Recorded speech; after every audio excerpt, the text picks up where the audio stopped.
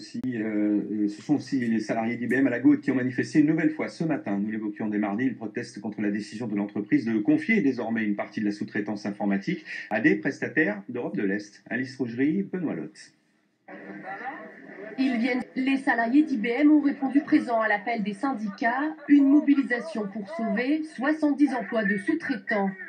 Nous allons nous mobiliser pour justement empêcher les délocalisations. Les menaces viennent de la délocalisation d'une grande partie de l'activité vers des pays à bas coût comme la Pologne et la République tchèque, l'Inde aussi. Et donc du coup, IBM procède à la sortie de plusieurs dizaines de prestataires.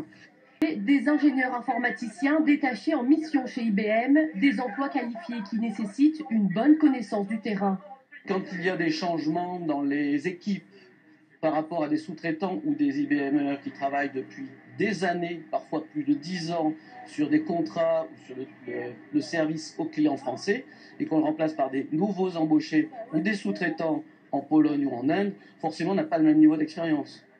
Des salariés qui craignent que ces délocalisations dans l'entreprise... Nous, ce qu'on craint, c'est que non seulement on supprime les postes des sous-traitants, mais en plus de ça, on supprime des postes d'IBMers, puisque la direction IBM France a déjà annoncé dans plusieurs discours qu'on pouvait effectivement travailler avec moins de personnel sur IBM. Ces décisions, je les trouve iniques.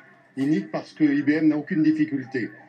Toucher aux hommes et aux femmes comme cette façon, comme on a maintenant l'habitude de le voir partout, je ne peux l'admettre. On ne s'est toujours pas exprimé à ce sujet et resté ce matin injoignable.